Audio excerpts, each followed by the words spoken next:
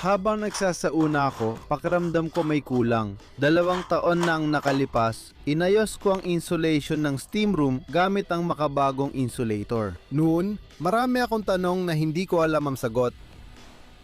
Kamusta sa lahat? Pumili ng magagandang panggatong, mag-ayos ng mga komportableng bangko na sapat ang lapad para mahigaan at madaling linisin sa ilalim. Pumili ng tangke ng tubig na tamang kapasidad. Bumili o gumawa ng kalan na kayang painitin ng steam room at iba pang bahagi ng paliguan. Maraming detalye sa pagtatayo at paggamit ng paliguan. Pero ngayon, pag-uusapan natin ang isa sa pinakamahalaga, ang pag-i-insulate ng steam room. Itinayo ang aming paliguan noong huling bahagi ng dekadang 2000. Noon, mahirap makakuha ng impormasyon tungkol sa kaalaman at bagong teknolohiya. Habang nagsasauna ako, palagi kong nararamdaman na may kulang. 2 taon na ang nakalipas, nainis ako kaya inayos ko ulit ang insulation ng steam room gamit ang modernong teknolohiya at insulator.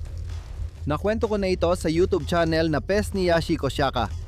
Noon, marami akong tanong na hindi ko alam ang sagot. Paano mga daga? Kumusta ang amag? May amoy ba pag pinainit? Naglalabas ba ito ng mapanganib na chemical? Delikado ba ito sa sunog? Ngayon, tatalakayin natin ito batay sa 2 taong paggamit. Ipakikita ko kung paano pinapainit at pinananatili ng insulasyon ang temperatura ng sauna sa pamamagitan ng isang simpleng pagsubok na may sukat. Noong Mayo ng taong 22 dito sa Belarus, malamig ang panahon at 14 na degrees ang panimulang temperatura sa steam room. Sinisindihan ko ang kahoy at sinisimulan ang stopwatch. 2 taon na ang nakalipas bago ko muling in-insulate, ginawa ko rin ang parehong pagsubok na may mga sukat at detalyado kong itinala ang mga resulta. Para hindi ako magsisi at magduda kung sulit ba ang effort o hindi, sinikap kong gumamit ng halos magkaparehong dami ng kahoy. Noong panahong iyon, mas mainit at naitala ang panimulang temperatura sa steam room sa 24 na degrees. Habang tumataas ang temperatura sa steam room sa 2 pagsubok na may pagitan na 2 taon, ilang salita muna tungkol sa aming paliguan at sa mga pader nito. Ang paliguan ay bahagi ng gusali na kinabibilangan din ng barbecue area at ng imbakan. Ang pader ay gawa sa 20 cm kapal na foam block. Tinapala ng blockhouse ang dalawa, may 5 cm pagitan at nilagyan ng mineral wool insulation. Yung dalawa pa ay nilagyan ng ladrilyo at 5 cm foam sa gitna. Ganatong tinanggal ang lumang paraan ng pag-insulate na syempre ay pwede rin naman sana, pero marahil sa aking kaso, dahil sa kakulangan ng karanasan ay nagawa ko ito ng mali.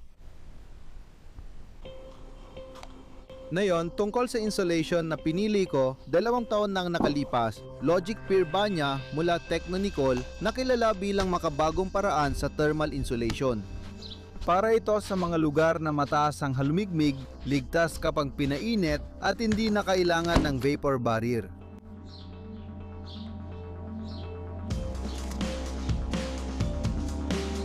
Nakasulat sa pakete na matibay ito sa amag at ligtas sa tao. Masaya rin ang kanilang packaging. Kailangan ko rin ng espesyal na Logic Peer na pandikit na foam at aluminium na self-adhesive tape na gawa rin ng Technonicol. Samantala, sa pagsubok na ginawa 2 taon na ang nakalipas, lumipas ang 45 minuto at ito ang nakuha kong temperatura sa steam room, 73 degrees. Hindi masama. Pagkatapos inilagay ko ang mga kahoy na di kasya. Ngayon, ipapakita ko ang sukat sa kasalukuyan. Ang unang batch ay nauubos na ang apoy. Pagkalipas ng 45 minuto, makukuha natin. Makukuha natin ito sa 45 minuto. 78 degrees. Dahil sa 10 degrees na kaibaan ng temperatura, maganda ang naging resulta. Ganon din ang ginagawa ko sa natitirang mga panggatong. Matapos ang 45 minuto sa steam room, bago ang modernisasyon, nakuha ko ang 75 degrees at mukhang ayos lahat. At meron pang maiinit na baga. Tuwang-tuwa ang aso. Pero heto ang problema. Lumilipas lang ang 15 minuto, bumababa na agad ng 10 degrees ang temperatura. Marami pang baga. At ngayon, narito na ang sandali ng katotohanan. Sa parehong marka, imbes na 85, ilan sa tingin mo ang makukuha natin? At ang nakuha natin ay eksaktong 100 degrees.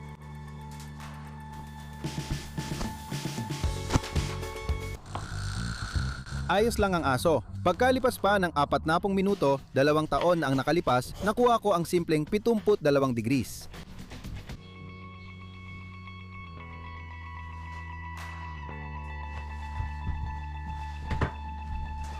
At noon mga araw na inilabas ang video na ito, 84 na degrees.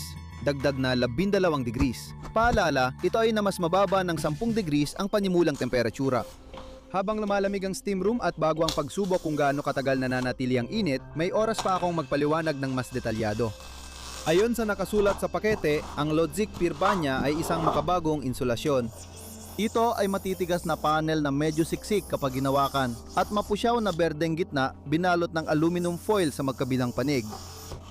Ang mga panel ay gawa sa mataas na epektibong foamed polyisocyanurate, pinaikli bilang PIR. Madaling putulin ang material gamit ang karaniwang cutter. Ang PIR foam adhesive ay kulay mapusyaw na berde. Ang mga lata ay para sa profesional na applicator gun na mabibili na ngayon sa napakamurang halaga, di na profesional ang presyo. Na nag-install ako ng material sa halos pantay na pader ng steam room, aaminin ko, may kaunting saya akong naramdaman. At natapos ko ang trabahong ito, ika nga sa isang upuan lang na mapapatunayan ng bahagyang pinabilis na mga eksena. Sapat na ang aking medyo karaniwang, hindi profesional na kakayahan na nagbigay daan para makatipid ng maayos nang hindi kumukuha ng tunay na mga profesional. Doon sa mga bahagi na sa tingin ko'y kinakailangan, nilagyan ko ng foam ang mga dugtungan at mga pinagdidikitan. Iba't ibang kapal ang mga insulation panel, gumamit ako ng 3 cm kapal na may L na gilid. Malagkit ang foil tape. Inalis ko ang simula ng proteksyon na strip, idinidikit, tinatantiya, hinihila, inalis ang natitirang bahagi, pinipisil at pinapakinis. Matindi ang kapit nito kaya dapat tamaan agad sa unang subok. Ako mismo ang nakabit ng mga PIR insulation panel ng paliguan sa kahoy na kisame gamit ang tornilyo.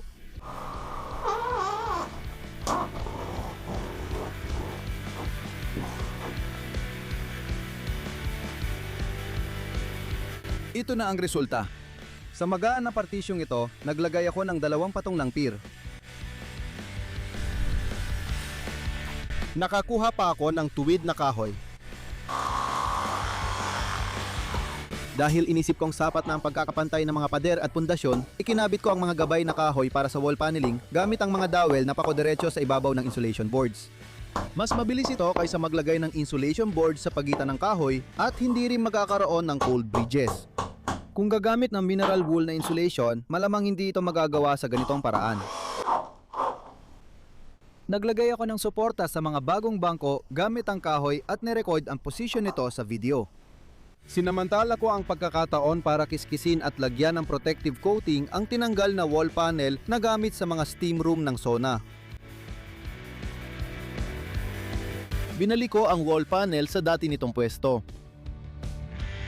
In-upgrade ko ang lagusan ng tubo sa kisame na dati naming tinatawag na sandbox ang lumang paraan. Tinakpan ko ng heat-resistant na minaret board ang gilid ng sandbox. Balik sa pagsubok, makalipas ang 3 oras, naitala sa steam room ang 65 degrees bago dagdagan ng insulation. Pagkaraan ng 4 na oras at 40 minuto, 51 degrees. Sa bagong realidad, naibigay na ng mga uling halos lahat ng init at sa 3 oras, naitala natin ang 74 na degrees. Patuloy ang paglamig, babalikan natin ito matapos ang mabilisang pagsubok sa pagkasunog. Sa kaliwa makikita ang kahoy na materyales na laging bahagi ng maayos na paliguan. Nasa kanan ang PIR insulation. Pinapabilis ko ang takbo ng video para makatipid ng oras. Gamit ang apoy ng isang ordinaryong kandila, sinusubukan kong gayahin ang pag-init halimbawa dahil sa sira sa kuryente o dahil sa gumulong na baga. Mula sa ilalim ng layer ng foil, nagsisimula ng marinig ang mahinang pagsitsit ng apoy. Pagkalipas ng 1 minuto at kalahati, nagyiyab ang kahoy na sample pero buo pa rin ang foil sa insulation. Kaya inilalapit ko ito sa malakas na apoy ng gas burner.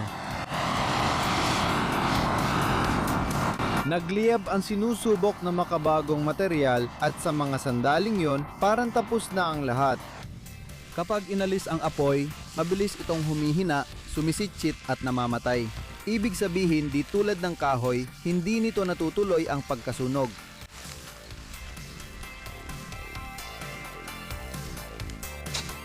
Ang ibabaw na bahagi ay naulingan at hindi kumakalat ang apoy.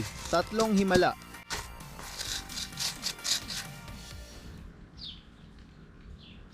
Napahanga ako sa bahagari ng Mayo, kaya munti kong malimutan ang isa pang pagsukat. Pasensya na, tatakbo na ako. Gawin na lang natin ito pagkalipas ng 6 na oras.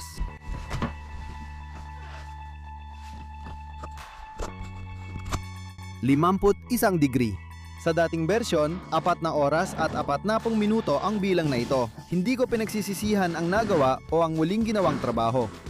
Hindi ito ang unang pagsubok ng inayos na paliguan. Una ko itong sinubukan matapos kong baguhin ang insulation kahit hindi pa tapos ang lahat ng pagbabago. Pagkatapos panatag na ang loob ko, gumawa ako ng ganap na bagong mga bangkong walang frame mula sa luma.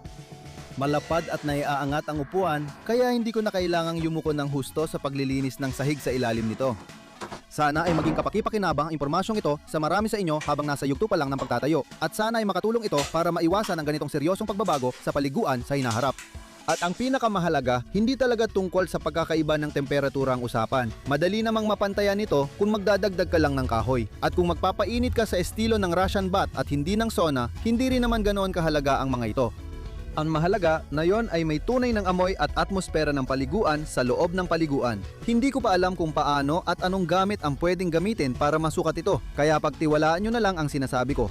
Dati, kapag matagal na hindi napapainit ang paliguan, may bahagyang amoy ng panis na hangin, amoy ng pagkabasa. Ngayon, wala na talaga yon. Amoy paliguan na lang talaga ang paliguan, kahit taglamig o tag-init.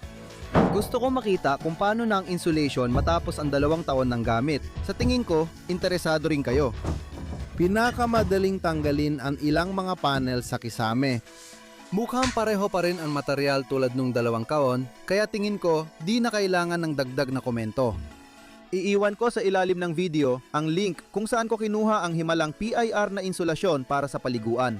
Andun din ang mga links sa mas detalyadong mga video tungkol sa muling pag-insulate ng paliguan at sa video tungkol sa paggawa ng mga bagong upuan. Sinubukan kong ipaliwanag ang lahat ng mas detalyado hanggat maaari.